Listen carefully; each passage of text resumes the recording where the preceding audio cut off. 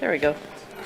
All right, good night. Good evening, everyone. Welcome to the September 18th, 2024 Grants Pass City Council meeting. We start our meetings with a moment of silence, so please join us for that.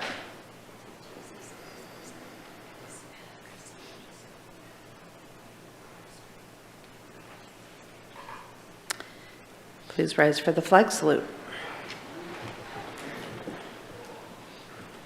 I pledge allegiance to the flag of the United States of America and to the republic for which it stands, one nation, under God, indivisible, with liberty and justice for all.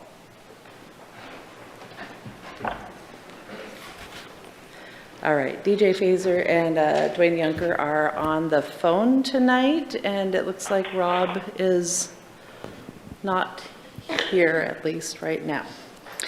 But let's go ahead and get started. Our first item is a public hearing regarding the supplemental budget for fiscal year 25. JC Rowley doing the presentation.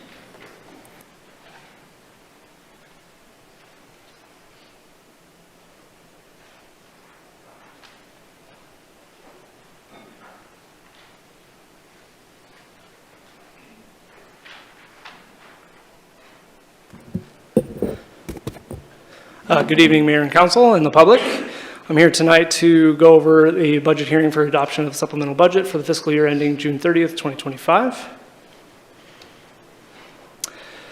As a subject and summary, this is going to modify the current adopted budget to increase or decrease appropriations. This supplemental budget will change the appropriations for this whole list of funds. I know there's a long list here. However, a lot of these are kind of grouped together because they have shared projects, common interest between the sets, and so I'll go over those when I get there. The relationship to council goals is to provide cooperative shared leadership involving councils, staff, and community. So as part of the background, a supplemental budget can be used when something occurs that was not known during the regular budget process. A supplemental budget can be adopted at a regular meeting if the change in the fund is less than or equal to 10%. However, ours has a few sections that are over 10%. We all, per the requirements, were to publish this in the Courier, which was published on September 11th. And then our resolution must state the need, purpose, and the amount. And we'll get into each one of these.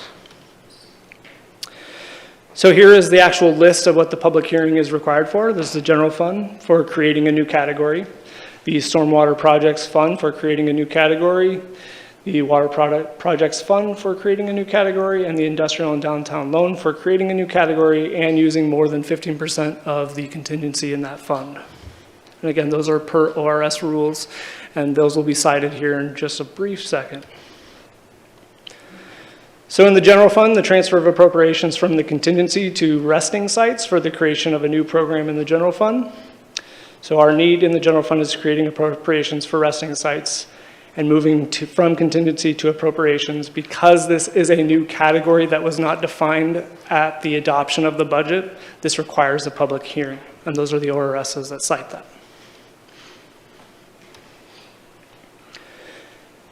And I'm going to go through this on each one of these changes. Here's the numeric look at what this is. These are all of the programs in the general fund, and you can see there is one adjustment from contingency into the resting sites program for $440,000. So the use of this contingency is still within the budget policy parameters of the 25% minimum. I believe that council last saw an approximate $291,000 plus administration fees for the estimated resting sites. So this is an appropriation level above the previous estimation that was given to council to allow for flexibility and changes in service. So this is mostly a 50% increase on consumable type expenditures that could have and already have changed, like portable toilets and garbage service. And I will go into even further detail. So in front of you in the dais, there's a white piece of paper that I believe we handed out a few weeks back that will each one of the items as far as budgeted and the amounts and frequencies. And so I'm going to turn on my little laser pointer here. On the left, 2 weeks ago, here's those same amounts. So the 95,000 should match up to the first category on your white sheet. And I took the liberty of putting in a 50% variance on some of these, not knowing what that constituted service would be in the future. And as you can see, there are about 4 classifications there that I increased the amounts. And then there are some one-time amounts here that I left at.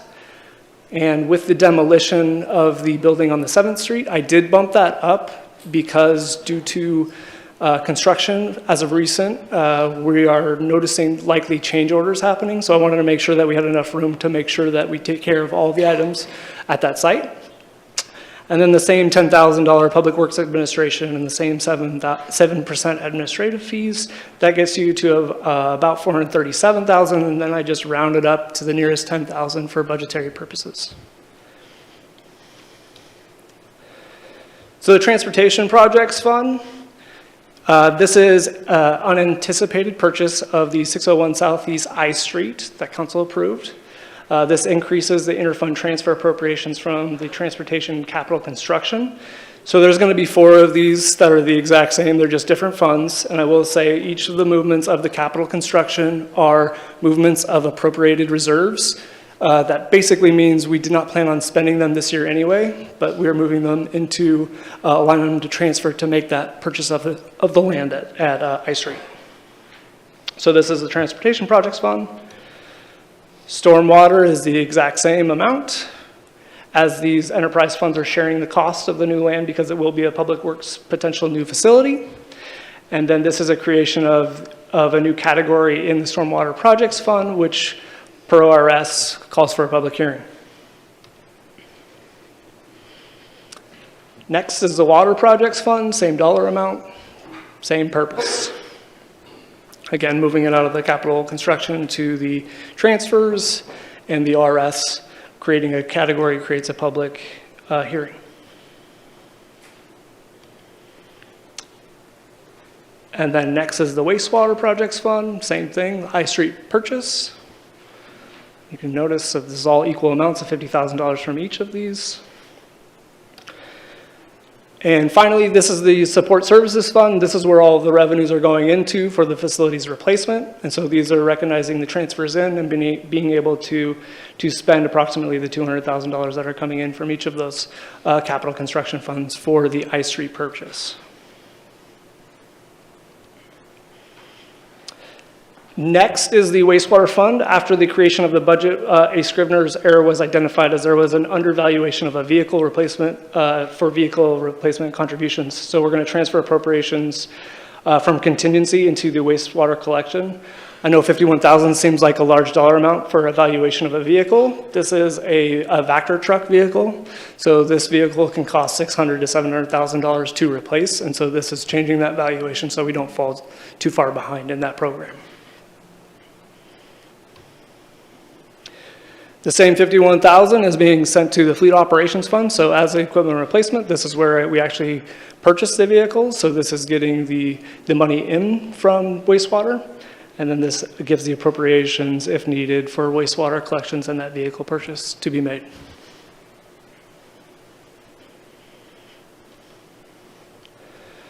The Industrial and Downtown Loan Fund. So this transfer of appropriations from contingency to interfund transfers is to correct 2 errors, so one in 2020 and one in 2021, for grants that were paid out of the LB Projects Fund that were supposed to come from the Industrial and Downtown Loans Fund. So numerically, it's about $95,000.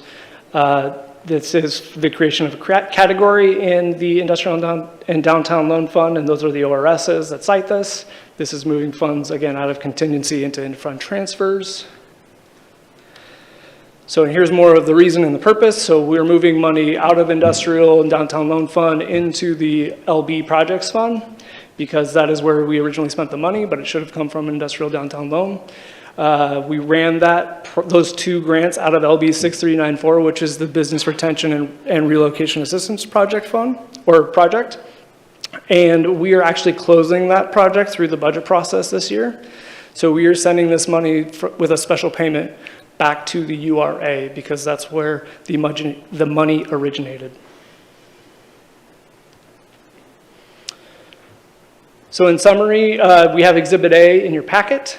It does give the current budget appropriations as far as what was adopted. There's a column for adjustments, and then there is a revised budget after these changes or adjustments to the budget.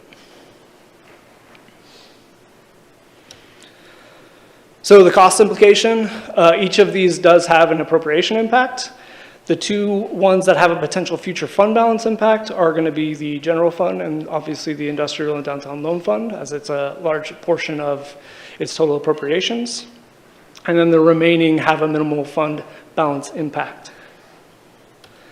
The call to action is tonight. So your alternatives are to adopt the supplemental budget as recommended, or not adopt the supplemental budget. And with that, I will take any questions, and there is a sample motion behind me. Thank you, JC. Council, what questions do you have? Vanessa? This printout that you provided, the ending balance is 321,476 for resting sites. Is that graph just cut off? Did it print incorrectly? There's a discrepancy from the 440 to the 321. So I didn't include the admin fees on the very left on my slide, but the 291 is the line above the 321 on your white sheet. Okay, thank you. Valerie? I just question a little bit about the demolition. It was going to be, the plan was to demolish it anyway, whether it was a site or not. So I was just curious as to why we just automatically put it in that account, if it was just kind of part of the overall deal when we purchased that piece of property. I can take this. So we brought this up in the budget process. There was no money allocated that to LB or from the general fund to do that demolition. And so the resting site seems to have sped up that expenditure. And so it felt appropriate to run that out of this program. So in other words, we weren't going to demolish it originally until probably another year or so down the road. Is that what's the plan? At some point in time, yes, there was a future plan to have that demolished, but we did not have that budgeted or resources allocated for that project. My other question actually goes to the, and you went through it really fast, and so I'm just reminding myself with the industrial, because originally the money that we used for those grants was from the downtown and an industrial plan, correct? That's what the account was. And then we ended up using URA money moving forward because that money was kind of used up, am I correct? Yeah, kind of backwards. I'm going to speak it back to you, and hopefully this makes sense. So Okay. the error was that we used URA money, and these two projects were outside of the Okay. URA district, Okay. even though we had cited on our plan to purchase it or use the money from the industrial and downtown loan. But that didn't happen because all the other grants were kind of being funneled into this same LB project, and so we discovered that an error was made. Okay, that's what I thought because I realized they were both outside the URA. Thank you for that clarification. Brian? Yep, thanks, JC. I'm good with most of this. I just have a few questions about the resting sites portion, which you have up. Can you speak a little bit to the site cleanings line item? Or maybe Aaron or somebody, can you elaborate on what that entails? Yeah. Sure. So what we're looking at right now is, say, for instance, on J Street and A Street, the site cleanup, we're talking about we are needing to pay a contractor, help come in and help clean up the waste that spoils and throwing around waste around the campsites and the boxes, the waste management facilities. They also are doing some other cleanup of other things, sort of like we had in the parks. We had someone coming in and helping also. So that's required for us to manage a site that is to be kept relatively clean and allows an opportunity for us to remove the waste that is supposed to be going into the waste containers. Okay. And then we also have $106,000 allocated to fencing. That seems like a lot. So why is that number so high?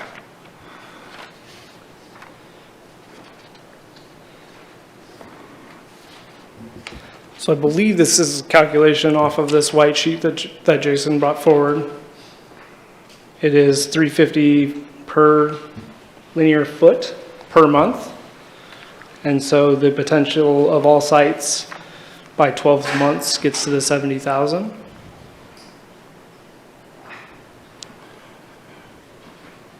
Okay. And then I also had a question about the administration fee of $29,000. Is that based on 7% of that total? Is that how that's calculated? That is correct. So every line item above that would be potentially charged 7%. This is new.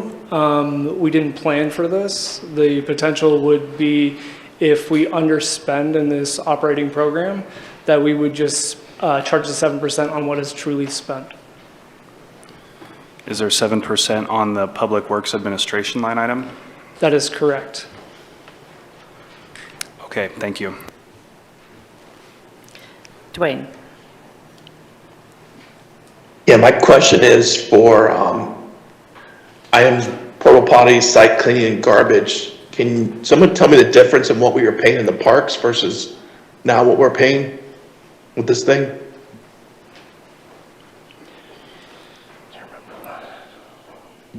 So I don't know if we don't have that number for you tonight. That would be difficult for us to calculate. We had a number of, we could give you the number of what additional garbage and hand washing the city was providing on a temporary basis in those locations along with the ADA restrooms. As you may recall, there was a location on West Riverside Park, and there was also the Tussing Park that we provided on a temporary basis some restrooms and hand washing stations and garbage service. Some of that money was utilized through ARPA dollars at first, and some of that then just came out of general fund, out of the parks program. It was minor in nature compared to the expense that you're looking at now. We would have to calculate that up, but those were the costs that we were spending at the parks. Has the garbage been reduced at the parks? Like Riverside Park, we had like 2 or 3 huge garbage cans there. Are we back to 1 now? Yes, we've removed those temporary garbage site facilities, and we're back to just regular waste receptacles in the park system. Okay, and that's all parts, Baker Park too, Tussing Park, all those extra garbage cans we had there? That is correct. Okay, thank you. Brian? Yeah, just to follow up on that, is that the same with porta potties? I know that Tussing still had one for a while. I'm not sure if it's there right now, but have all the porta potties that were at the parks, have those been pulled back as well? Well, certainly the one at Riverside West, I believe Tussing. I'm sorry, I did not check with Josh before tonight. I could check with him right now and hopefully get that for you. Okay. Thank you. Any other questions? All right, this is a public hearing. Is there anyone from the public who wanted to speak on this issue? No. All right, were you coming forward to speak? Okay.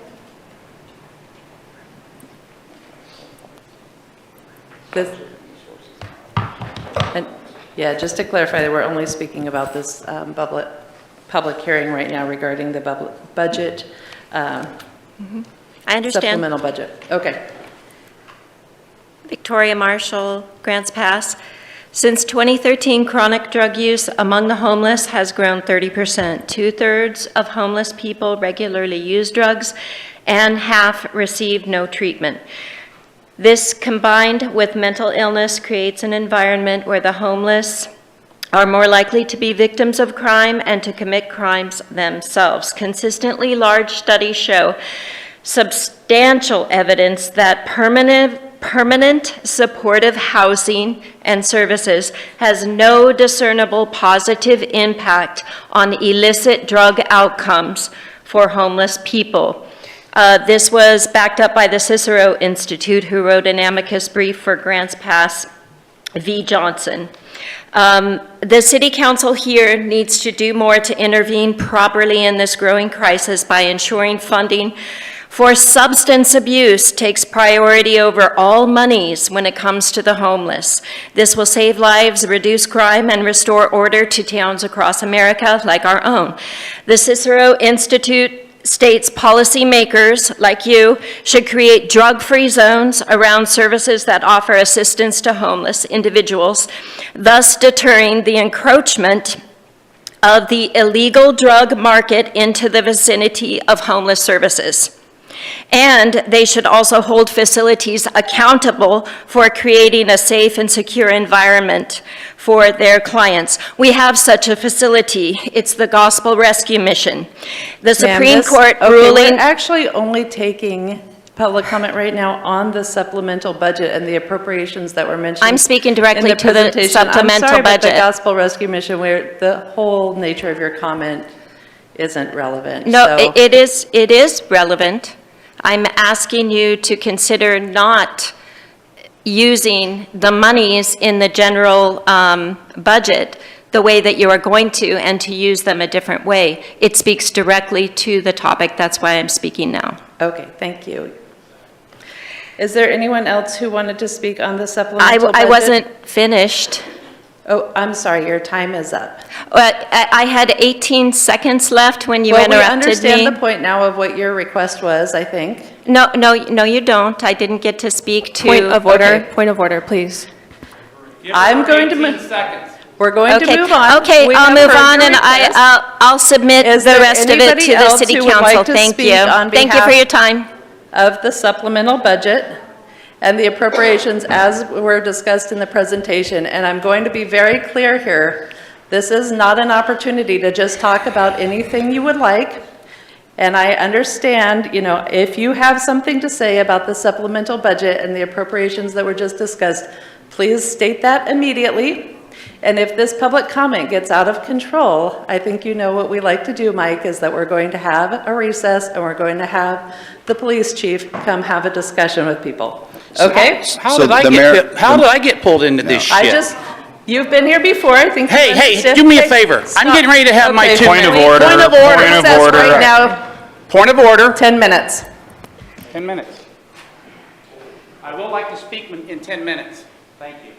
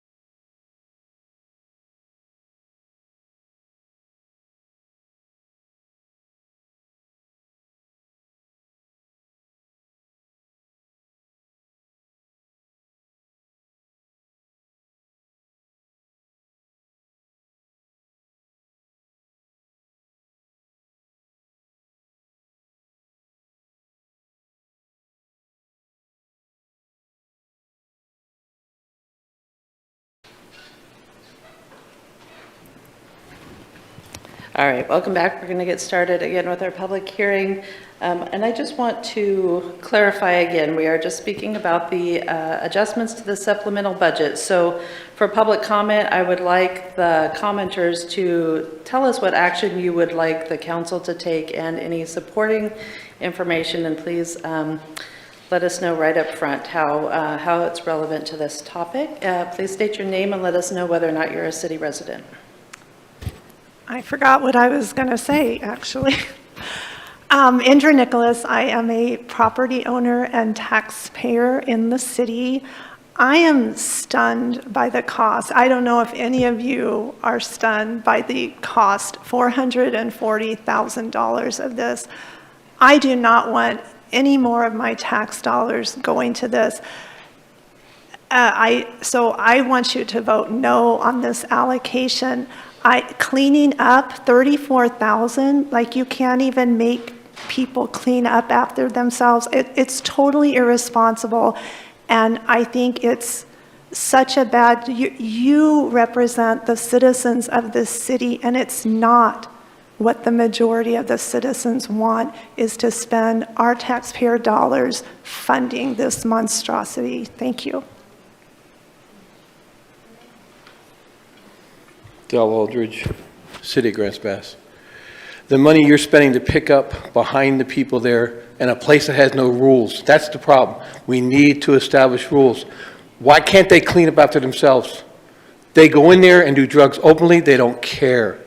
We got to have a rule book on the front of that, both those camps. You pick up after yourself. We shouldn't be spending that kind of money picking up behind people that don't care about anything except getting high the next day and stealing from everybody else. The money you're allocating just for the trash, the extra part, they can't walk 10 feet to put it in the trash can. That's called rules. Make them and make them stand behind it.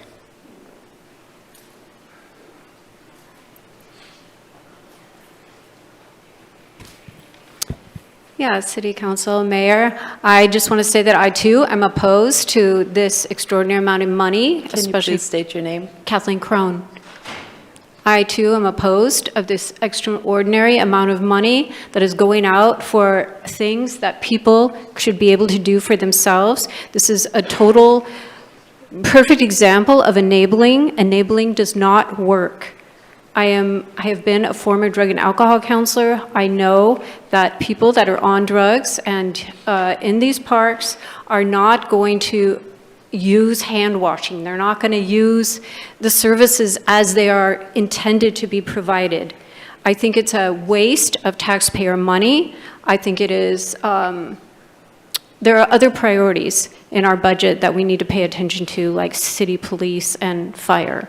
So I would ask you to pay attention to that and to consider that. Thank you.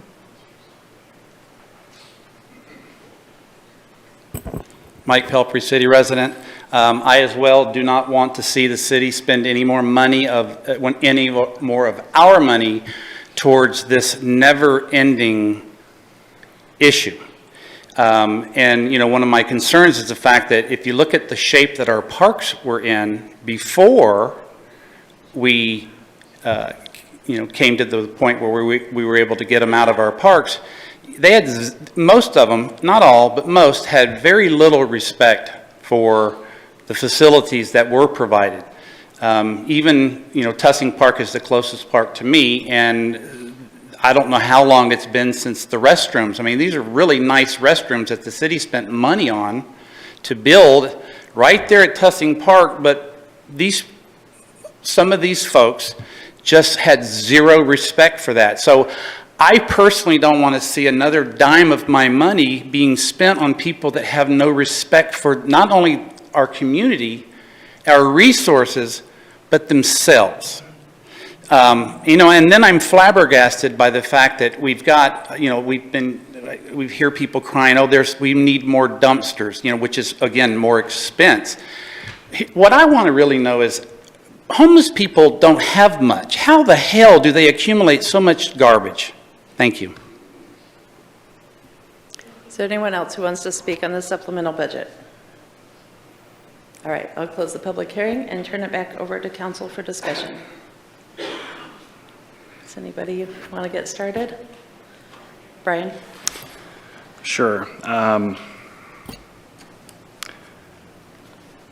Every other item in the supplemental budget, I have no problem with. I just need to discuss the resting sites budget.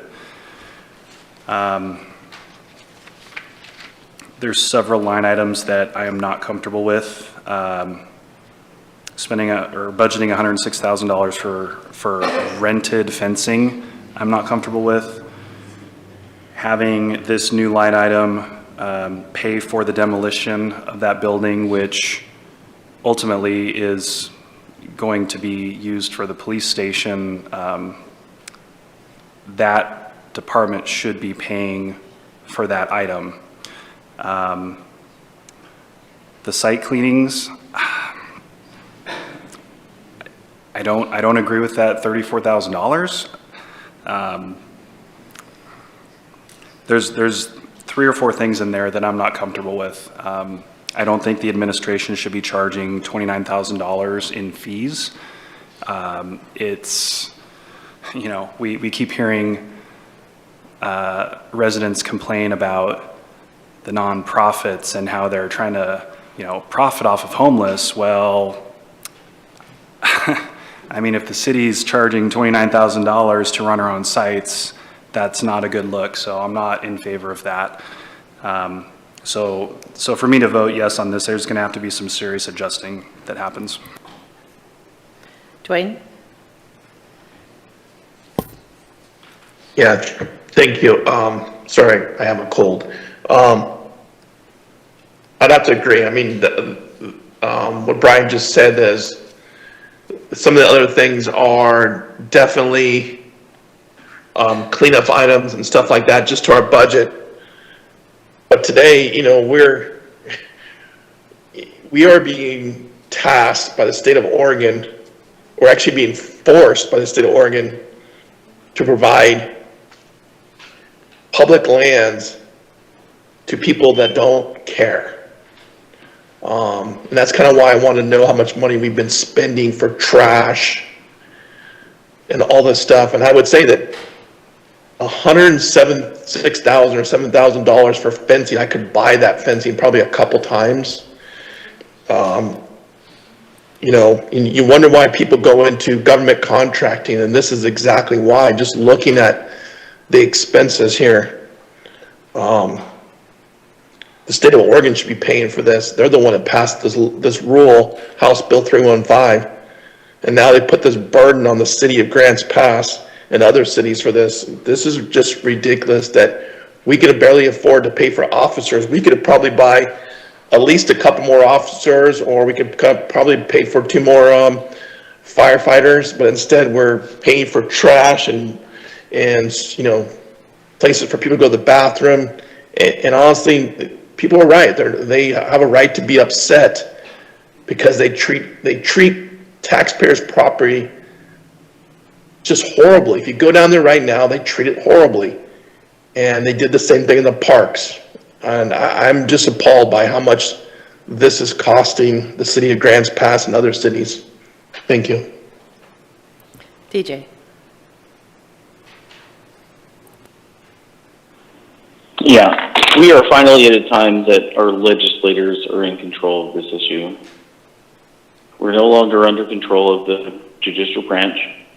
We have House Bill 3115 that we have to comply with, and the city has complied with that, and this is what it costs. We see a number from our general discretionary funds that must pay for this. This is the minimum that we have to do because this community has decided this is how we are going to be objectively reasonable. I'm in favor of doing this because this is what we need to do.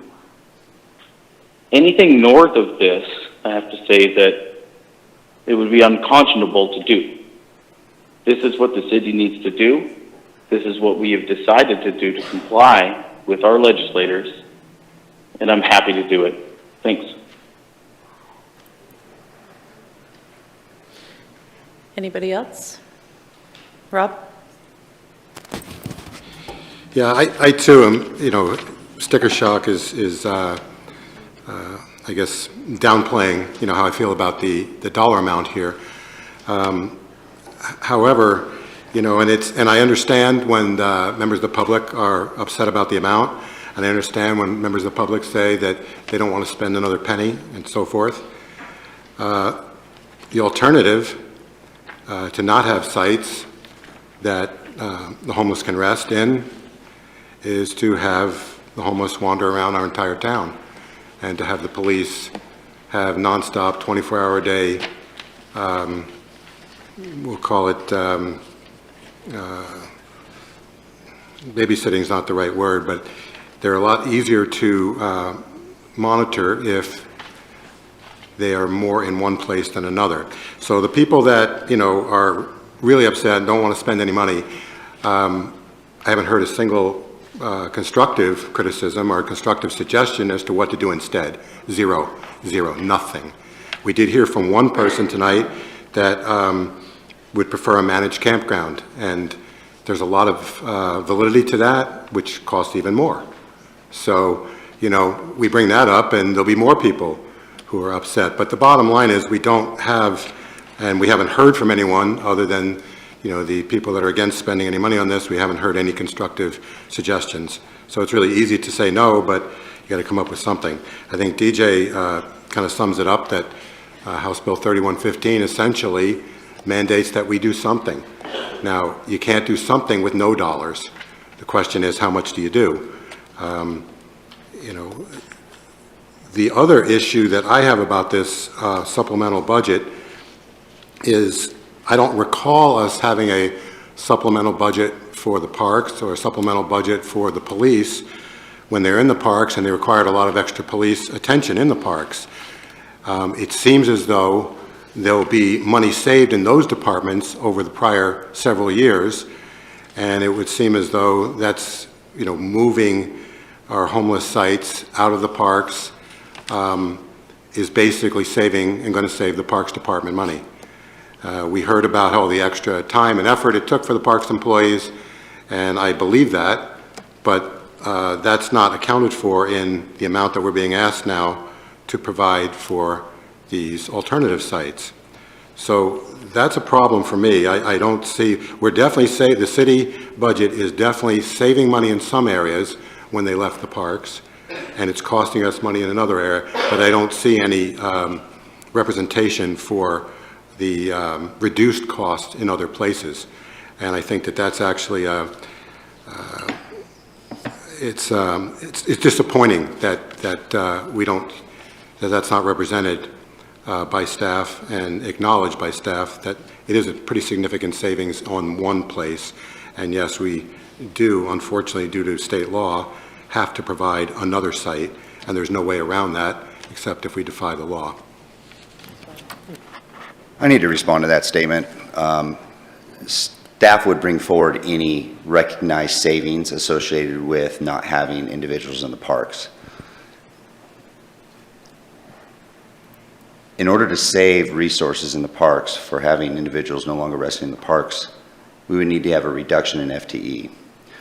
What occurred was the impact in the parks over the past 4 years created additional responsibilities on our parks maintenance crews that was doing the cleanup of the unhoused in the parks, that was then not doing the necessary maintenance required to keep our parks at the level that they had seen before the injunction. Now we're able to have the parks to where our maintenance crews can spend 100% of their time on making sure the quality of our parks are to the standards that our community desires and to the standards of this organization, which was very difficult to do before because they were doing on and taking on multiple tasks. So there is not a savings from that perspective. The savings is the savings in the temporary wash stations, waste management facilities, and restrooms that council had temporarily placed to help while we're operating under the injunction. Joel? I answered my own question. Oh, perfect. Rick? When I look at the figures here also for site fencing, I guess I would be in favor of considering purchasing the fencing rather than renting. Thank you. Valerie? Yeah, I think we have sticker shock, and I think that's just kind of the reality of the fact that if we don't do it, we could go up against the government and just say, well, we're not paying for it, but what does that do to our businesses and people that are having nowhere to use a bathroom or whatever? So half of one of the other, there's a price that you're going to pay. And having restrooms available, to me, is a necessity. That's just a health standard. And so we are where we are. We have our parks back, and that's huge, but we have to have someplace for them to go. Now, what I heard earlier about, well, where we should be putting the money is towards, mental health, drug addiction. Well, that's not in the city budget. It's never been in the city budget. The city does not have money and get money from anyone or anywhere for drug treatment. That money comes from the state. Mental health money gets siphoned down through the county. So the city is not given the money or doesn't have the money, and the money that we do collect from our taxes is for police, fire, and parks. It's not for drug addiction, it's not for mental health. So those fundings come from different places, and people need to understand that and take that to where that money comes from and say, yes, we do have a problem down here, and yes, we do need state funding, because, we send a lot of money up there. We should get some of that money back to help with this problem, and I think that's our frustration as well, is we have to do these things. It's the law. We'll get a lawsuit against us. We'll have the state come down and tell us that, what's going on. So this is just basic needs. And so my biggest thing was seeing the demolition there, because I knew we were going to demolish the building on 7th Street anyway. So to suddenly see that in the budget for the homeless was like, well, that's not really a true fact, because that was a demolition was going to happen, because when we bought the property and we bought A1, we knew that building was coming down because we were going to put a police evidence station there. So that should be under the police station. That shouldn't necessarily be here. And I do agree that site fencing, like you said, you wonder sometimes if people get government contracts, if it's the city's paying for it, let's jack the prices up. So I don't know if there's more competition or somewhere to go out and get another price quote.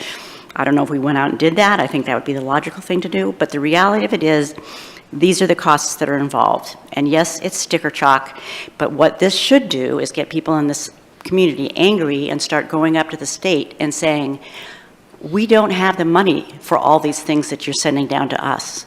If you're going to give us the rules and tell us what we have to do, then you need to give us the funding to make it happen, because we don't have the funding from our tax sources.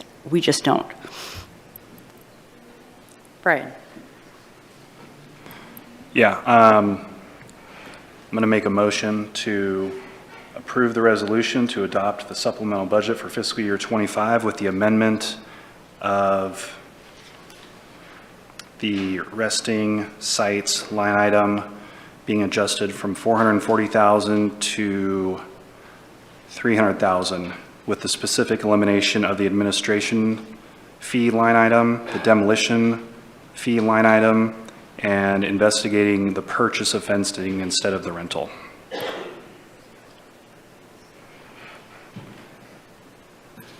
So before a second is made, I need to note that motion goes against budget policy that's been adopted by the Budget Committee. Could you clarify? Yeah, that's actually the administration piece. So the operating budgets of each of the funds pay for a portion of administration. Again, administration is human resources, finance, city manager's office, and legal. And so each one of those departments supplies this operating program with its resources.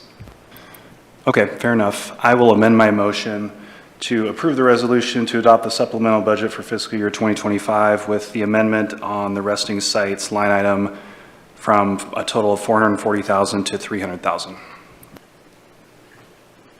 Just without specifying what the changes are? Okay. Is there a second? Seconded by Rob. Discussion on the motion? Rick? So I guess that motion would, by indirect inference, include looking at purchasing the fencing, adjusting elsewhere as a question. I'm not sure Brian, you're able to respond to that. I guess I would like to see if staff is able to respond. I can respond to that. One, I think council needs to establish the policy and provide the allocation of resources and rely on the professional staff that's been hired to manage your policies. You've asked for us to have 2 urbanized campgrounds, resting locations. We are, to our best ability, under the current policy guidelines that council has provided, managing those 2 sites as safely and efficiently and as effectively as possible. Having a discussion on the dais about whether to have temporary fencing or permanent fencing is truly more of an operational issue and should be left to management to determine what is best for that specific item. If you're going to install permanent fencing at A Street and J Street when they're temporary locations, that does not make sense. So putting those things together, allocation of resources, providing policy direction is a key point for council, and then rely on the professional staff that we have to manage those sites effectively. DJ. I'm going to have to fully understand the implications of that kind of reduction from staff. We have determined what we need, and it costs $440,000 a year. We have some one-time expenses, so maybe we can think about it as $250 to $300 the next year. That being said, this drastic of a reduction, without knowing the implications, contrary to what council has determined, we can't go there from here. We have established a direction, staff has responded with the budget. And to move the goalposts at this time and say, oh, never mind, figure it out, you now have far less money to do what we've decided we want to do. That's just not good policy decision making. So I'm going to have to vote no on this. Thanks. Brian. I'm happy to clarify. The current budget has 50% variance, which is ultra conservative. That amount comes out to an additional $98,000 above and beyond the actual estimate. And then when you tack on the demolition cost, anywhere from $55,000 to $65,000, that adds up to the roughly $140,000 of reduction. So the $300,000 will still allow staff to implement this. It will just cut back the variance and remove the demolition from this and put it back on the public safety department. Further discussion? Rick? I'm wondering if we're premature on moving forward with this at the moment because there's a lot of different aspects and viewpoints involving this, and whether it might be prudent to postpone decision for possibly additional workshop. Thank you. Aaron. Let me add a perspective to this also. From a staff perspective, we were charged with operating 2 resting campgrounds with the minimum service level requirements that were provided in the park system. Council extended the stay, which you'll be doing tonight if you do so. Council also extended some services, including ashtrays, dog stations, and we've had to quadruple our waste management at these sites compared to what we had before. So whether council's then asking us, and we need to continue to do so based on policy direction, to provide a best estimate budget to provide for us the flexibility to make this happen. This is still uncharted territory for the city. We know we have 2 temporary sites. We know if we're going to finally close down one site and we have to open up a new site and find a new location for that, we're likely going to have to be running 3 sites at once. We're going to have a backup site. What if we have to shut down and clean one site? We're going to have another site. There's so many variables that we have yet to see because we're so in the infancy of what we're doing here. that the additional resources provides the flexibility. For the unknown, it was unknown to us that we'd have to go from 1 waste management box a week to 4 times service at these campsites. So we're providing flexibility in this budget. If council passes this motion at $300,000, that's fine. I have a responsibility to manage those sites in the most effective and efficient way possible to make sure that we are providing the basic necessities that council has deemed what a necessity is. So if you provide $300,000 and it looks like by the end of the year it's going to be $350,000, I'll be coming to council for a budget adjustment because that's the true cost. Do we know the true cost at this time? No, we don't, because we don't know the unknowns. So if you're uncomfortable with the 440 and you want to choose the 300,000, that's fine. But I also want to provide the caveat that as we continue to go through this and we learn from this experience, we may need another budget adjustment in the future, or we may not, depending on how things go. Thank you. Dwayne. I'll try to keep this short here. You say staff, Aaron, and I'm not going to try to pick on you, but it's pretty obvious that one trash can was not going to work on J Street. That has to be really bad judgment when myself personally knows how much trash comes out of the parks. So to say that we made the best judgment, well, that wasn't a very good judgment. Kind of irritates me to even say that that was judgment. And also the fencing. We're not even seeing what it costs to own the fencing or even put in permanent fencing. And I know it's probably a lot less than $106,000. So just because you're staff and you're hired staff doesn't mean you always make the best decisions. And I'm at this point right now, I think some of these are bad decisions. I'm not going to be moving forward with any of this tonight. All right, the motion on the table is to adopt the budget with an amendment of $300,000 for the resting sites. And as Rick did state, you don't have to make a decision on this tonight, but I think there is a motion on the table. Are we ready to vote on that? Okay. Brian, you made the motion. How do you vote? Yes. Vanessa? Yes. Rick? Yes. Valerie? No. Rob? Yes. Joel? No. Dwayne? No. DJ? No. All right, we have a 4-4 tie, and I'm going to vote no.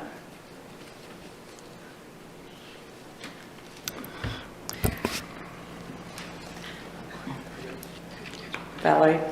I was going to make a motion to table it till we can get some more data on, to have a better discussion at a workshop before the meeting. Is there a second? Seconded by Brian? Okay. And discussion on that motion? Wait, I need to interrupt you there. I don't think you can do that. So budgetary rules, because we are creating a new program, it does need appropriations in order to legally spend money. So I need some kind of decision tonight as far as the resting sites, because we are starting to use those resources, and I need a bucket to put it in. That would have been good to know before I made my vote. Sorry, I was trying to interrupt. And Is it too late to change? All right. Do you want to change your motion, Valerie?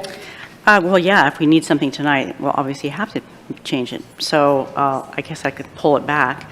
And I'm just going to say that I will go higher than the 300,000 because I do think that's lowballing it. Once again, because we've been talking 2 sites, and the demolition is actually a 3rd site, I do think that down the road, that's going to be obvious that we're going to have to do something. But I would feel better if we went at, went for 375,000 at this point. So I move that we go 350,000, that we move the demolition out, and we look at the cost of fencing at some other workshop. Oh, can't do that either. No, sorry. so the demo will be general fund money either way. Either way, okay. So moving it or not, it's not going to really do anything different. Yeah, I don't want council to get stuck on that. The demo, if it's not here, it's going to have to be somewhere else. We did not have it budgeted. And so, yeah. I think that you could appropriate the amount that you were expecting, and then we could expect to have another conversation about other costs on that particular line item. It's a suggestion. DJ, do you have your hand up? I do, thank you. Like I mentioned before, I have no qualms with adding these things to the budget because they were not anticipated. We can look forward to a budget reduction next year, the following year.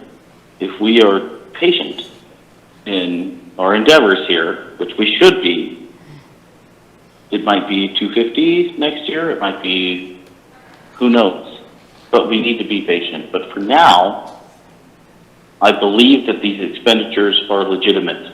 I've looked at the numbers, I have no qualms with them, and I'm just ready to adopt this because this is what it costs. And we need to celebrate where we are now and what it costs now. Thank you. Valerie. Yeah, and with that, I'm going to go ahead and I'm asking, this does fit within our budget parameters, because that was one of the things that you first brought up. So I'm just going to go ahead and accept the $440,000 move that we adopt the supplemental budget, and that as we move forward in this unknown territory, we bring it forward at workshops to have a discussion, so we don't get sticker shocked quite so much. So your motion is just to adopt as presented? Is there a second? Seconded by Joel. Discussion on that motion. Joel. One of the things I see with administrative fees, it's very similar to the demolition, and that those are going to be charged anyway, but there's this principle called charged as worked. And so it would be, it's an accounting thing. It doesn't mean that there's going to be more administrative fees for the city, but the people that are working on this thing get paid from that fund rather than getting paid from your sewer bill or getting paid from something else. So that charged as work principle is a sound economic accounting principle. And that administrative fees, I mean, everybody's going to get paid regardless. So that's not an increase either in the total city budget. So I'll be voting yes on this. Further discussion? Vanessa? I will be voting no because I would have preferred a more of a scaled back approach. I think that the contingency is excessive, and I think that we could have revisited it without such a large amount up front. Any further discussion on this motion to adopt as is? Brian? Yeah, I would just add that, before this meeting, council was under the expectation that we were looking at a number in the range of 280 to 290,000. And then we come into this meeting with a 440,000 number, and we're told that we have to take action tonight, and I don't appreciate that. All right, so the motion on the table is to adopt the supplemental budget as presented. And Valerie, you made that motion, so how do you vote? Yes.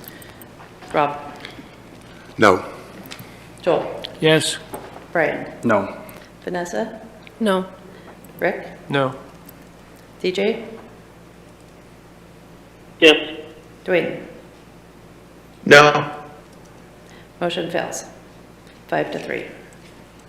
Brian? I'm going to try my motion again, same motion at 300,000. Can we do the same motion again? Same motion for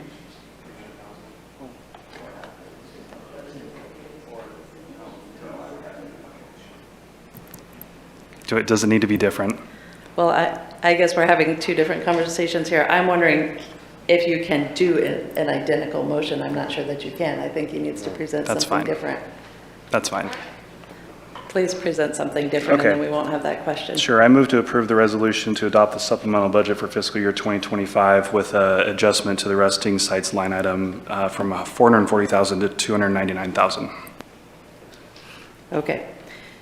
And is there a second?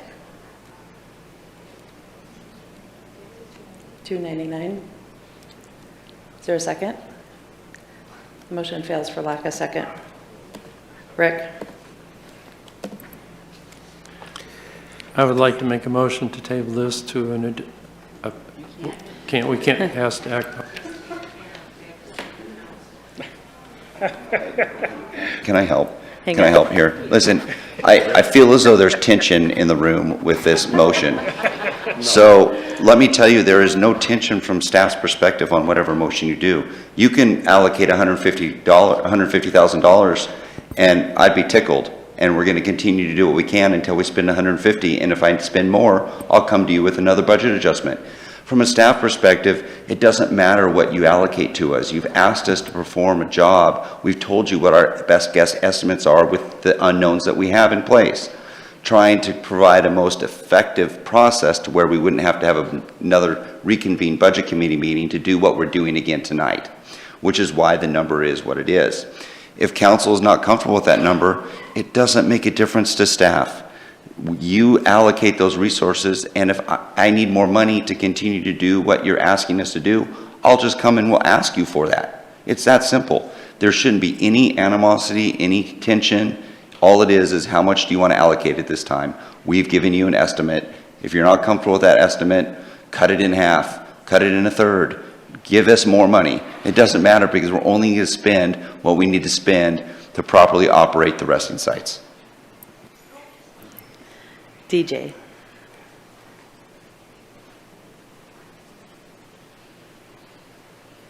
I think Aaron sort of answered my question. And I'm going to presume that staff is not ready to say, what does it look like if we only give you $300,000? I'm going to be honest with the room here. I'm surprised that it's not $500,000. The one-time expenses, the knee-jerk reaction of this all, the things that we've done, I am surprised that it's not $500,000. In fact, getting it down to 440 is the celebration, and getting it down to 250 or whatever it will be, that's great. We need to be prepared for what this brings. We don't know what is going to happen in the future, and I beg this council to be patient and at least get enough money in here so that that staff can handle it. They don't have this department. They don't have the capability of doing this. I think it's wise to perhaps overestimate the cost. But wouldn't we rather overestimate the cost just by a little bit, given the circumstances that we are in now, than totally undershot it and then ask why staff couldn't perform as council desired? I'm still sitting here agreeing with staff that they have allocated the appropriate amount of money for what we've asked them for. Can we have conversations in the future? Yes, we can. It's inevitable. I'm going to trust staff on this one. I'm surprised it's not $500,000. 440 is fine. That's the motion I would vote for. Thank you. Rick? After hearing Aaron's comments, which we realize if the money we allocate is insufficient, and we have the ability to adjust the amount but not designate where, I'd like to make a motion to approve this for $325,000 for this adjustment. So your motion would be to approve the supplemental budget and amend it to be $325 for the line item regarding the resting camps? Correct. Okay, is there a second? Rob, discussion on the motion.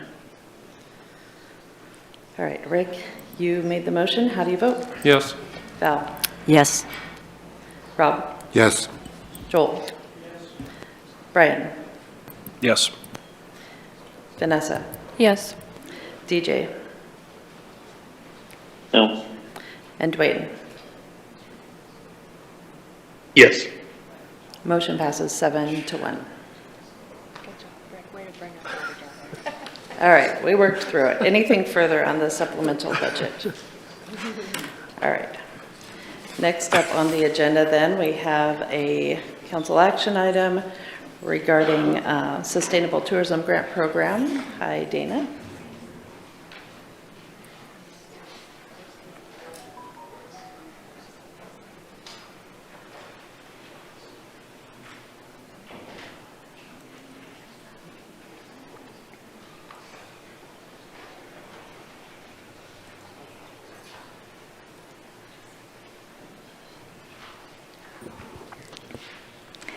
Good evening, Mayor, Council, members of the public.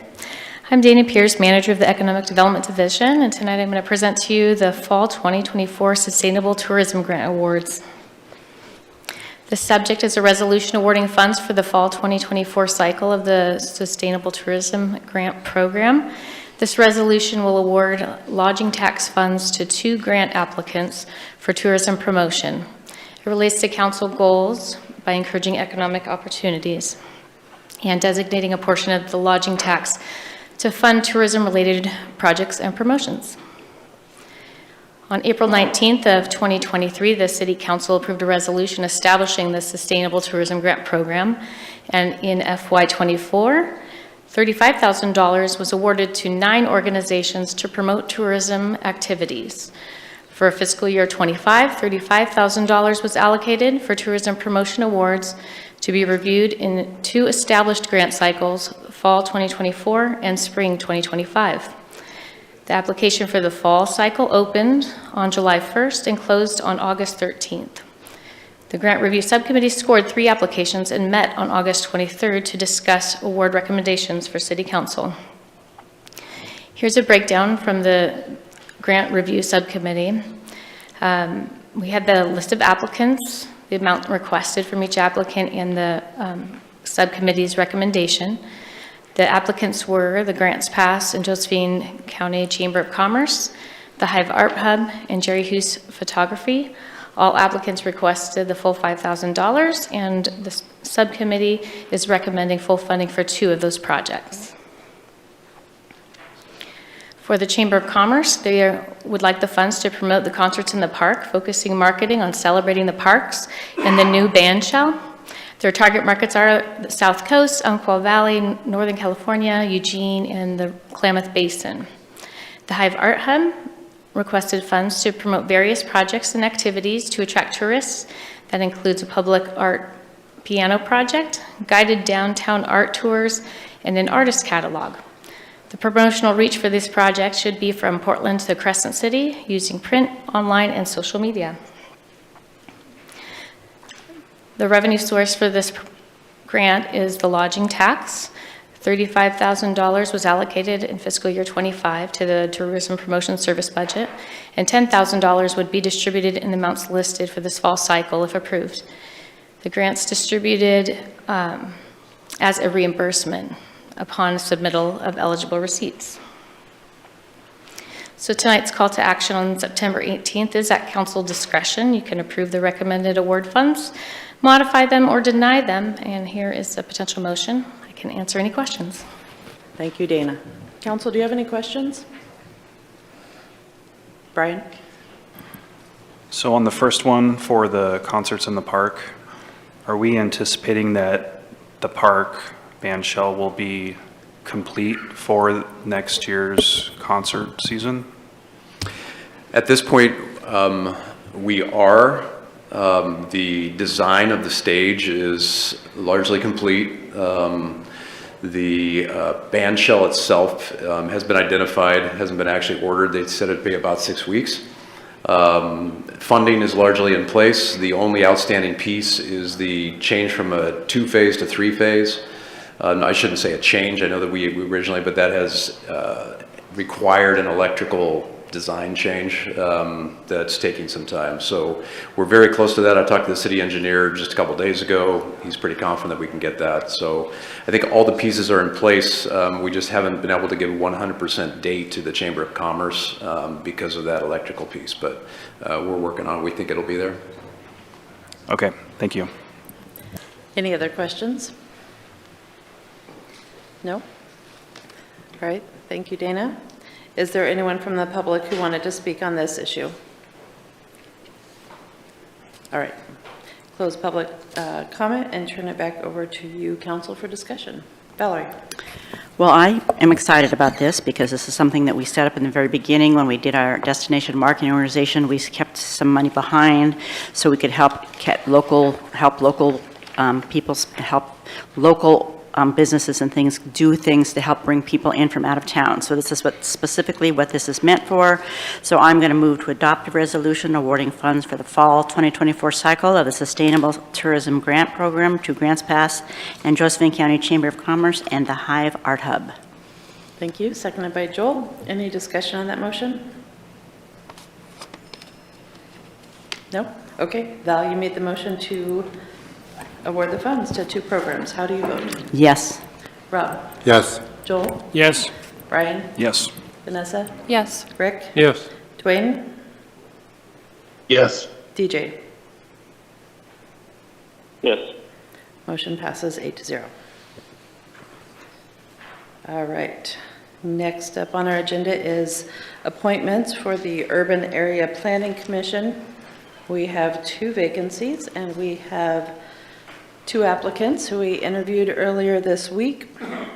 The UAPC declined to forward a recommendation for the 2 proposed candidates, but since there are 2 vacancies, there are 2 candidates for the 2 vacancies, UAPC does not recommend extending the recruitment any longer. So I don't know if anybody needs to do the sheets tonight. Val, go ahead. I'm going to go ahead and make a motion to appoint Glenn Arneson and Nathan Siebel to the UAPC committee. Seconded by Rick. Any discussion on that? Brian? Can staff speak to how this was advertised, how much time these positions have been open? Because I'm not totally comfortable with 2 applications and just 2 openings and just automatically approving them. I think we advertised 3 times. I think that's right. But we advertise on our website. We advertise like social media, Nextdoor, Facebook. Yeah. Okay, thank you. Rick also has a question. Not a question, but I have a comment. I know that those vacancies have sat for a very long time, and it's been very difficult for the Urban Area Planning Commission to even have a quorum. So I'm pleased to see these 2 people come forward.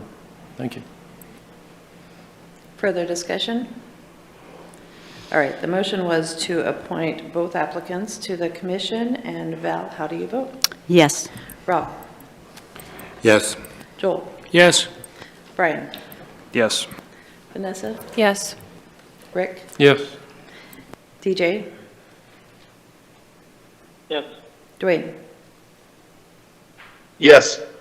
Motion passes 8-0. All right, next up on the agenda is public comment.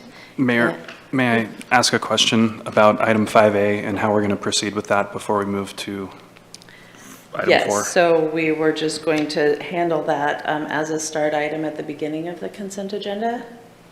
Is that what you were, so it'd be pulled out and we'll just discuss it separately? Does that allow for changes to be made, or does that not? It would not be adopted as part of the consent agenda, if that's what you're asking. Well, I'm just trying to figure out the difference between a start item and a council action, because there must, what is the difference? Comment. Public comment.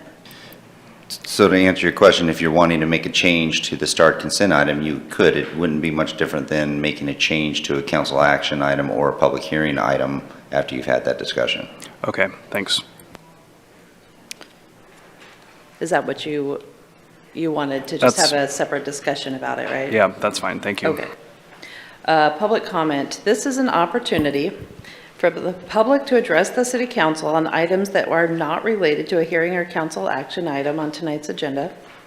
The intent is to provide information that is pertinent to the city's jurisdiction. Each speaker will have 2 minutes to address the council as one body, not to individuals. At the conclusion of public comment, council will have an opportunity to respond. This meeting will proceed in an effective and courteous manner. Citizens and council members will be allowed to state their positions in an atmosphere free from slander, threats, or other personal attacks. Signs or placards, outbursts of applause, campaigning for public office, or other disruptive behavior will not be tolerated. If you have a question regarding any government-provided service or a current city policy, please contact the city manager's office in an attempt to resolve the matter. And we are collecting the blue sheets now, which people have filled out at the beginning of the meeting. We have one person who has requested to speak online. Is he available? Okay, Tom Stinson, please go ahead. Good evening, Mayor Bristol and members of the City Council. Can you hear me? Yes, we can. Okay. Thank you so much for having me and allowing me to speak remotely. My name is Tom Stinson. I'm from Disability Rights Oregon. I'm the Deputy Legal Director. And I'm calling to express concern because I've been made aware that there are a number of people who are homeless who have substantial disabilities that impact their ability to move from one campsite to another, including people who use wheelchairs, people who have, for instance, who only have one leg, people who have hernias, heart conditions, and the current expectation based on the Grants Pass ordinance is that they should move every week from one campsite to another, even though the distances are, in many cases, close to a mile. And that is simply not physically possible.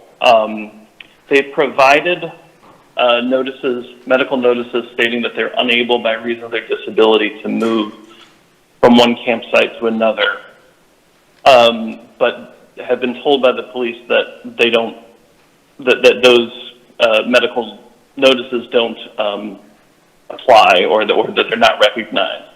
Under the Americans with Disabilities Act, people with disabilities are entitled to have reasonable modifications or reasonable accommodations for their disabilities.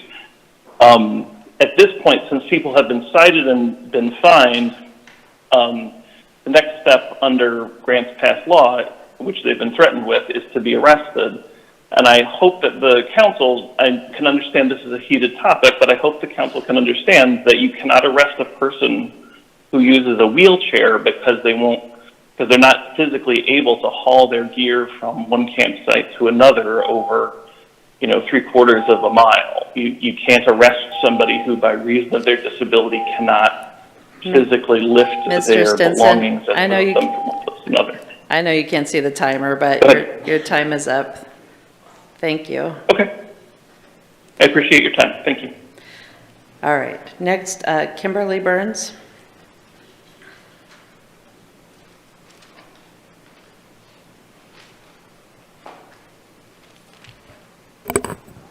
Hello, is this on? Yes. Oh, good. I just came to say that we had a kind of scary incident in my neighborhood on Sunday, and Chief Hensman's officers were really wonderful to all the community members who were wondering what was happening, and I just really appreciate it. I feel like oftentimes we hear, just bad or negative about police, and in this instance, myself and many of my neighbors felt safe due to how they reacted to the situation and how they made sure that both myself and folks who were nearby when they had to arrest the gentleman at gunpoint were taken care of. So I just wanted to say thank you, Chief Hensman. And thank you all for listening. Thank That's you. all.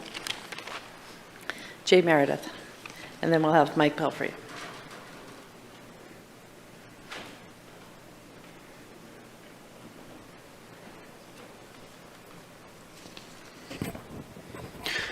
Good evening, Mayor and Council.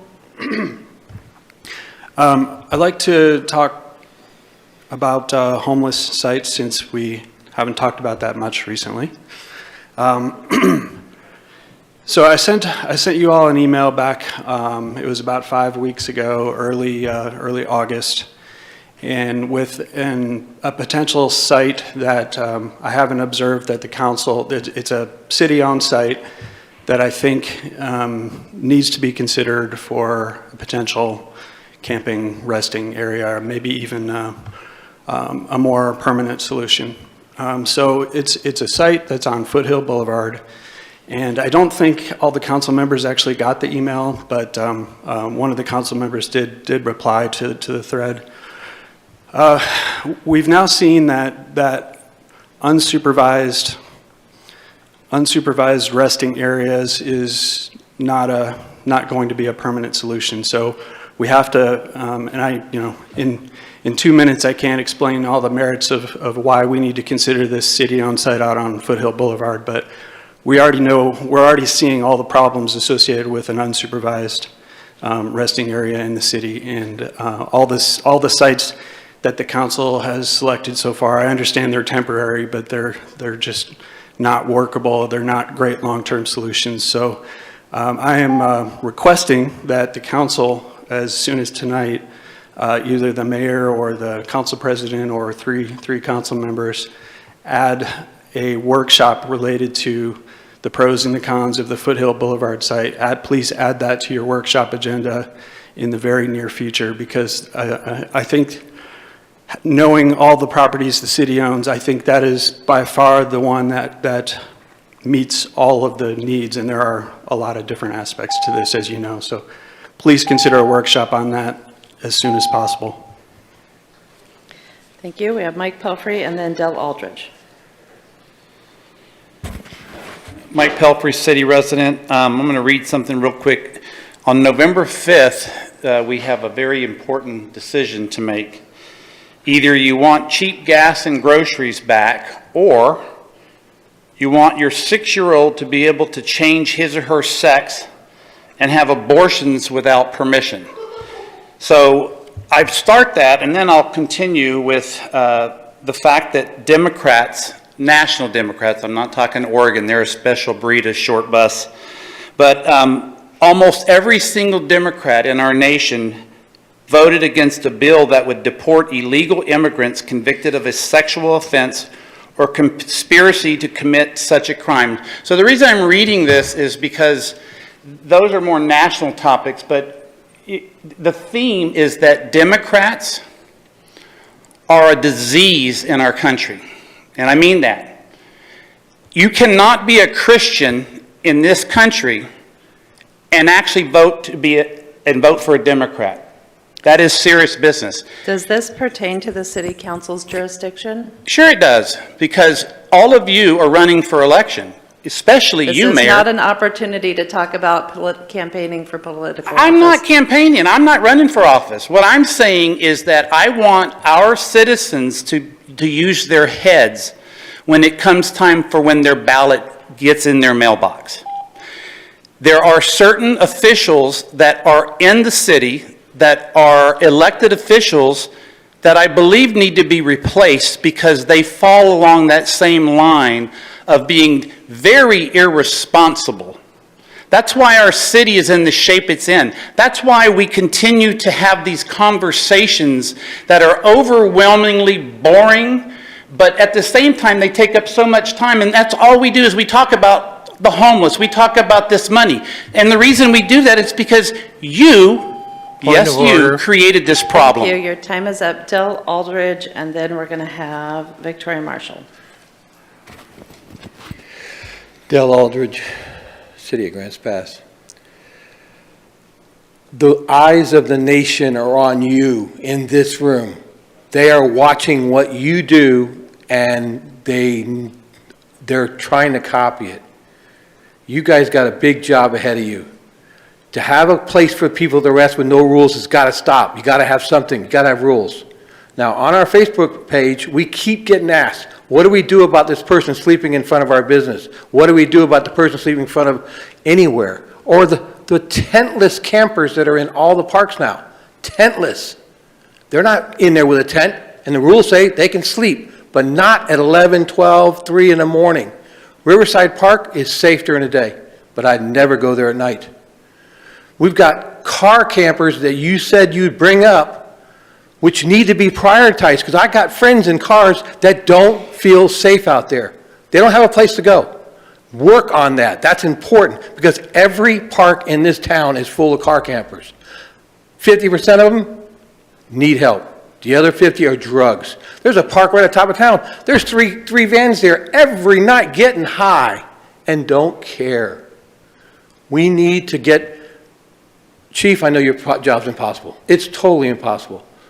But we need some clarification. What are we going to do about these people that are sleeping everywhere? I mean, I'm going to the store, Winco, and there they are, sleeping on the ground. It's got to stop. We got to have some rules in place. What do I tell those people when they call it in and they get told dispatchers can't be bothered? That's getting old. Now, you guys admitted last time that half the calls that come in aren't being addressed. Well, we need more calls coming in because we need some clarification on what is legal and what is not legal. And let's get this town cleaned up because it's turning into a shithole. Thank you. Victoria Marshall, and then Bruce Murray. Victoria Marshall, City of Grants Pass. I'm just going to read what I was going to read before, which did pertain to the resolution. Ensuring funding for substance abuse should take priority over all other monies when it comes to the homeless. This will save lives, reduce crime, and restore order to towns across America. The Cicero Institute, along with the Rand Corporation, who does a lot of studying, and many other, those were just two, have made it clear that consistently, large studies show substantial evidence that permanent supportive housing has no discernible positive impact on illicit drug outcomes for homeless people. Therefore, policymakers must create drug-free zones around services that offer assistance to the homeless, which would include the camps that you guys were voting on earlier. You need to do that because it will deter the encroachment of the illegal drug market, again saving lives, into the vicinity of homeless services. And they should also hold facilities accountable for creating, anybody providing services to secure the environment for the homeless people. Lemon v. Kurtzman is a Supreme Court ruling that would allow the Gospel Rescue Mission to receive funds or at least be supported by the city by you saying we support them. There are better solutions, so I ask that you look into these and that you make sure that drug prevention is number one when it comes to the homeless sites. Thank you. Thank you. Bruce Murray, then Bill Lovelace.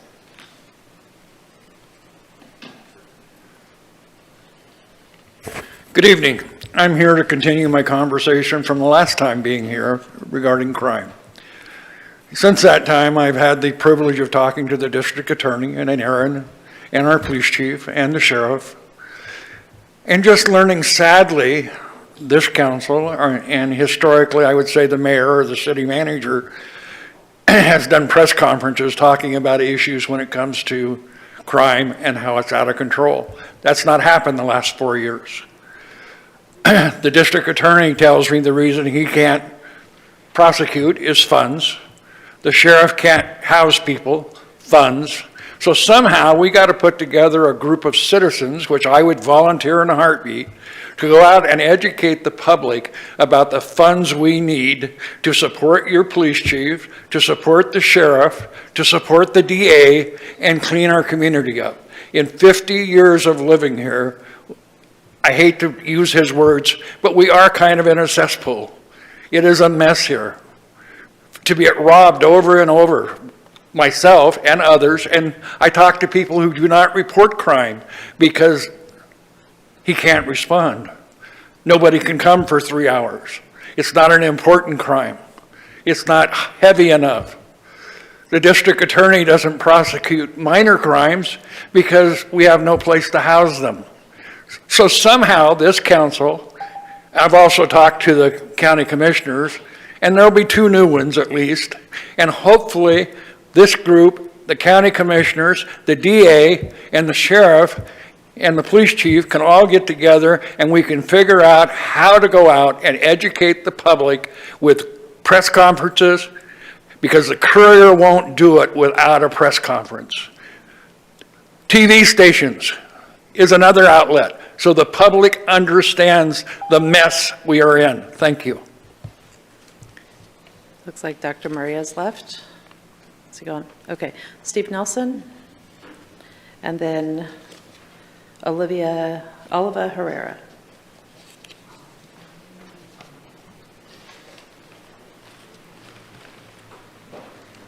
Thank you for allowing me to speak. I know a lot has been said about the homeless situation. It's a very difficult task before the community. I think we need to focus like a laser on the drug epidemic. We need to be serious about this. I don't know where the funding can come from, but big problems require big creativity by the community. I watched a panhandler become skin and bones because of drug addiction. It was shocking to me. A man came out to our church garden project in tears. He said, "I'm a meth addict. I need help." I told him, this is not only about meth. This is a spiritual problem. You need the power of God to help you overcome this. And he looked at me with tears in his eyes and he said, "I think you're right." I prayed for the man. He came back a few days later and he said, "Guess what? I connected with an organization to put me in a rehab program. And they're going to teach me a skill to better my life in the future." You see what I'm saying? This problem needs creativity. I don't think we're focusing like a laser on this issue. We need community creativity to do this. I believe it can be fixed to a certain degree if we all are willing to work at this and not point fingers at those who we think aren't doing the job. Let's work together and figure this out. Thank you.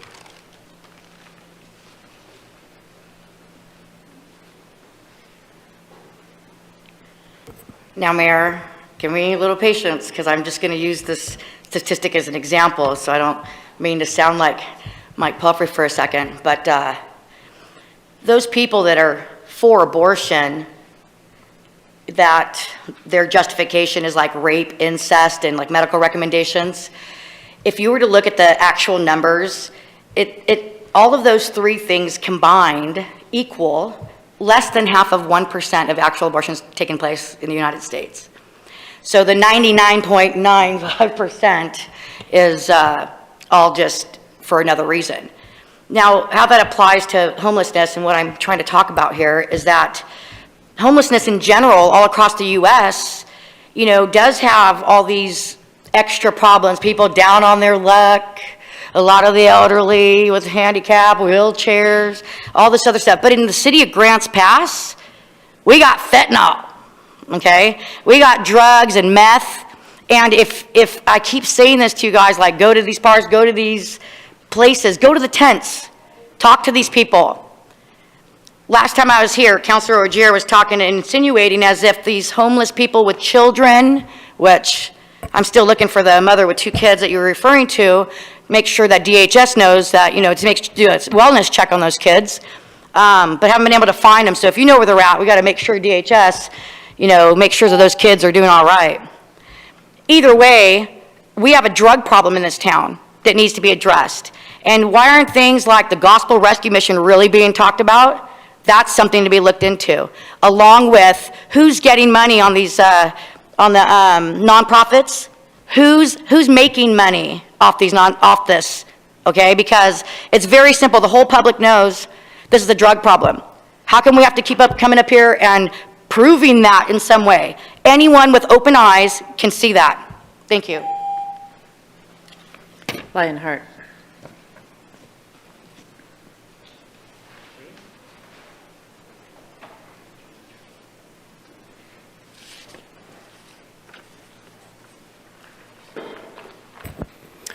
Thank you so much. I appreciate you letting me speak. I appreciate the comment that Councilor Pell made last week, helping me to understand and be corrected that more of you had been out to J Street and A Street. Thank you for doing that. I think that your presence communicates a lot to the people who are experiencing homelessness there. And I would encourage you to continue to please visit the camps and to engage people there in interviews, in surveys, in focus groups. I think that the very solutions that you seek can be found by a client-centric pursuit of perspective of those who are living it day in and day out and who know what works for them and who know what doesn't. I was in a shelter where people were being fed good food and people were being offered water, and I would go once a day and I would be able to get all the caloric intake that I needed. This was a few years back in a city in the Intermountain West. I came one day and found that no water cups were being provided for anyone, and I asked why that was, and I was told that 2 water cups had disappeared. So the opportunity to use cups had been rescinded from people. Over 1,000 people went without water because 2 people had stolen cups. I believe that an approach such as that is blatantly unfair, and I don't think that people should be punished for others' misactions. I am afraid that the population here in Grants Pass that are experiencing homelessness are being punished for the mistakes of a few. Sleep deprivation, such as those that are taking place at the various camps, exacerbate all of these major issues that you're experiencing. The decibel levels day in and day out at Camp A exceed 90 decibels. I invite you to try to sleep when it's more than 90 decibels. Thank you. Your time is up. It's really tough. Thank you so much. I appreciate you. All right. Did anybody want to respond to comment tonight?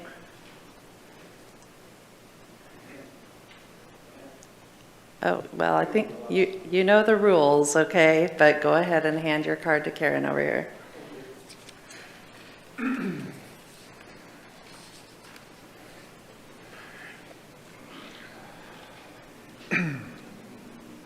Shoni Nelson, resident Grants Pass, Oregon. I've spoken to y'all before. So tonight, mine's a little interesting. I'm on both sides of this. I joined Grants Pass Park Watch because I wanted the IV drug use out of the parks. I wanted the needles out of the parks. But at the same time, all of these people that are in these encampments, they're not all bad people. As a matter of fact, I was one of the ones that put a video out on the family that actually went viral. I got to meet them. They had 2 toddlers, which I have 2 toddlers. Great kids. One of them is on the spectrum, has autism. They hugged me. The only thing I want through my content creation is to help others. And it seemed like it was going to happen. It seemed like, I had someone come forward and say, hey, I got a place that we can put those kids. And I've still got a line out there. I still talk to them, but they're someplace else now. I don't know if they'll be back. But I don't know. I don't know what the answer is here. I don't know on any of it. I know that I feel like a tether because I'm being pulled both ways. I know that if I go into a lot of the businesses in Grants Pass, I can't even use the bathroom at most of the residences in Grants Pass. I know that I went to J and Mill and I was talking to the residents there, right? And the interesting thing is, water, they don't have water there. But my water bottle ran dry. The residents there, okay, they gave me water from my water bottle.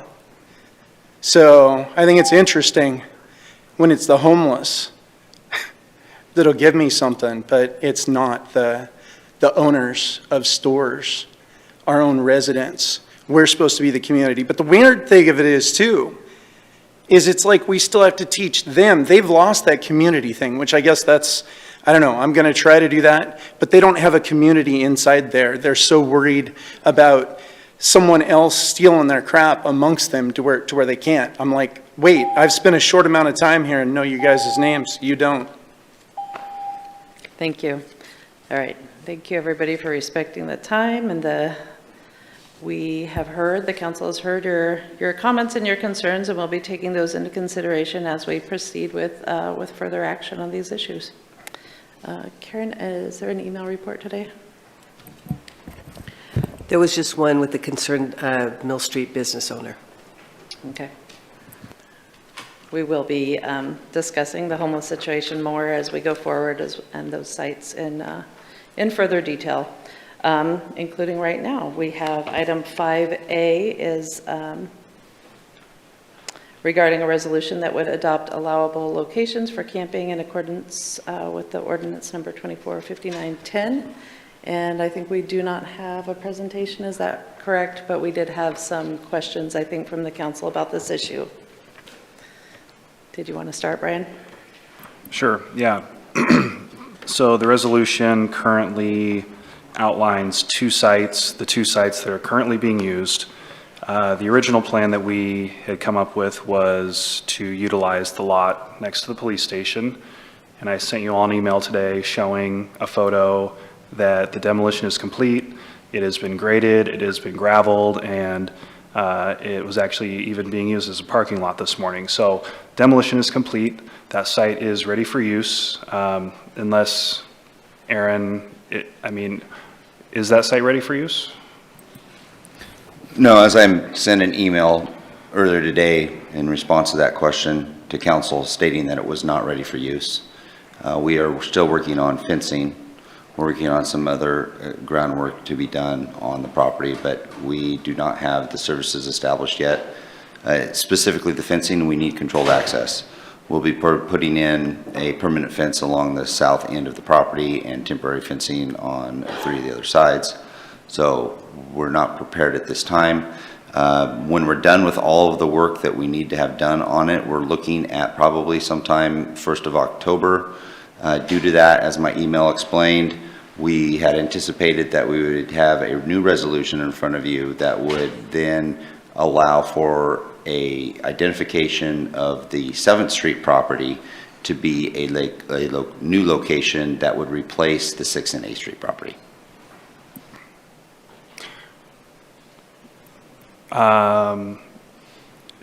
Did you just say that the police station replace 6th and A, not in addition to? Not in addition to. It was, we had discussed 2. We discussed originally the 6 and 8, according to the conversations that we had in previous council meetings, appeared to be a temporary site until we had the site on 7th Street identified and ready to go. 7th Street will be ready to go, we believe, sometime the 1st of October, which would then provide an opportunity for us to take the 6th and 8th Street offline. 6th and 8th Street and or other properties that we may have in the future would likely be an important piece. As I mentioned before, having 2 sites is important, but having a 3rd site is also important. It's a redundant necessity, I believe, in the situation. There may be an emergency situation where we may need to close down one of the sites. Let's say a water line breaks and does something wrong with the site and does not allow it to deliver resting services. We need to have another site, and to be able to temporarily pop up quickly and stand up, say for instance 6 and A or another future identified location, I think would be positive from an operational perspective. Okay, so it's staff's recommendation to approve the 2 sites we're currently using and to wait until the first business meeting in October to approve the new site? So the resolution that you have in front of you today is following the recommendations and the policy decisions by council to extend the stay of each site to 1 week and before warnings are released. And so that's what's in front of you today. The October 2nd meeting we would have coming to you in anticipation of the site being open, and once we have it available and ready to go, we'd want council to pass a resolution now naming the property on 7th Street, and then we would close out the property on 6th and A. So you would have 2 sites, the one on J Street and the one on 7th Street next to the police station.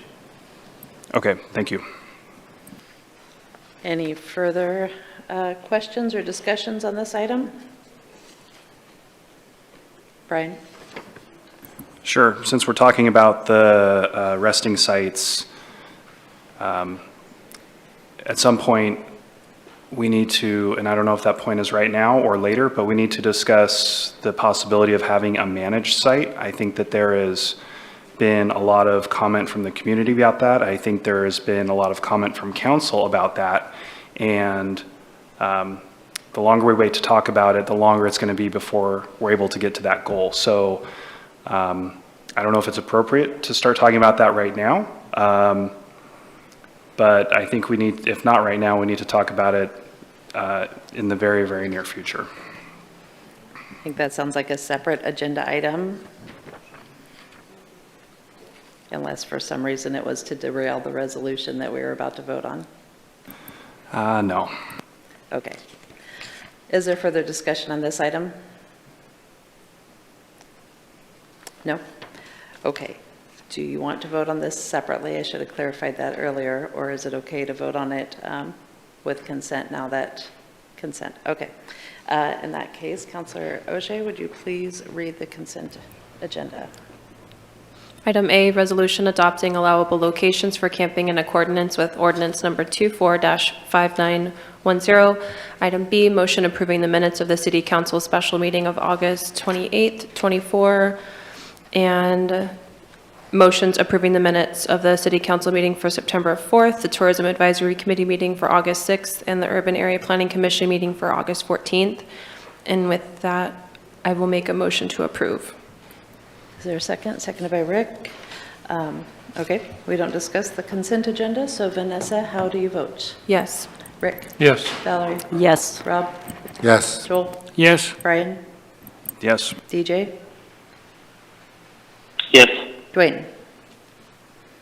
No. Motion passes 7-1.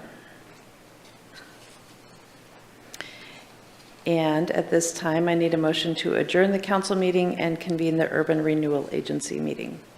Valerie? I make a motion to adjourn the City Council meeting and convene the Urban Renewal Agency meeting. Seconded by Vanessa. All in favor, say aye. Aye. Aye. Are there any opposed? All right, we are now meeting as the Urban Renewal Agency, and we have one item on the agenda, which is a consent item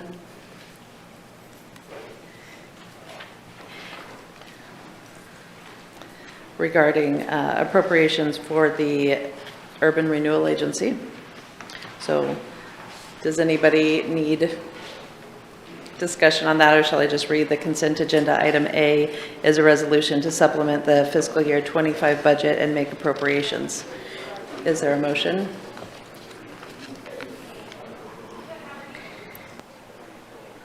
Valerie? I make a motion to approve the resolution. Is there a second? Seconded by Vanessa. Is there any discussion? All right, Valerie, you made the motion to approve the supplemental budget. How do you vote? Yes. Rob? Yes. Brian? Yes. Vanessa? Yes. Rick? Yes. DJ? Yes. Dwayne? Yes. All right, and Councillor King has stepped away for a moment, so motion passes 7-0. And now I'll entertain a motion to adjourn back into the City Council meeting. Valerie? I make a motion to adjourn the special meeting or the URA and go back into a regular session. Seconded by Rick. All in favor of moving back into the City Council meeting, say aye. Aye. Aye. Any opposed? All right, welcome back to the City Council meeting. We have items from Mayor, Council, and staff. And I was just going to note that I understand that there's an interest in having further discussion on homeless campsites. So we will need to focus on what you want to cover in that workshop. And please just communicate that to Vanessa or Rick, and we will get that on the agenda. And also just want to note that I know there's been some discussion about the Home Builders Association meeting on the agenda that was moved from September 30th, and I spoke with a couple members of the Home Builders Association today, and it was fine with them if we have that meeting on October 14th. So we're going to stick with the budget, the agenda that you have for the 30th, and meet with Home Builders on the 14th. And does anybody else have anything they wanted to bring up? Brian?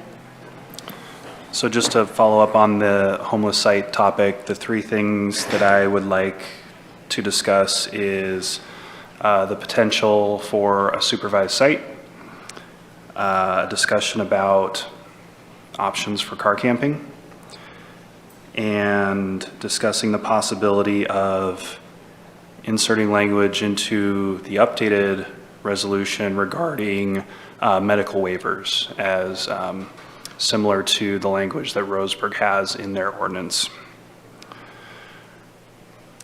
And then aside from that, I just was wondering if anyone knows where we're at on the topic of water at these sites, because I know that we were hoping that UCAN was going to step up and provide that, and it doesn't sound like that's happened. So does anybody know what the situation is with water at the resting sites? My understanding, there is water at the J Street site, and that has been placed there just recently. I have not myself gone and seen it yet, but I plan on going and taking a look. Again, this is not something that the city is providing. This is something that Mint is providing. Yep. Okay, I'll go look for myself too, I guess. Thank you. All right. DJ?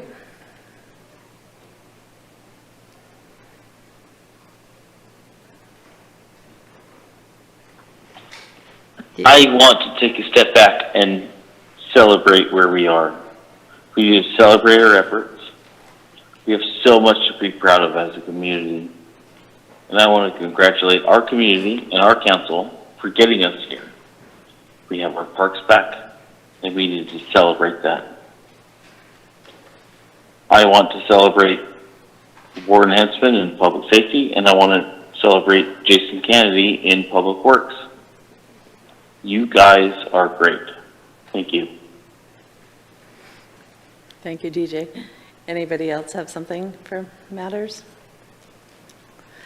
All right, staff have anything tonight? No? All right, I think that brings us to the end of the agenda.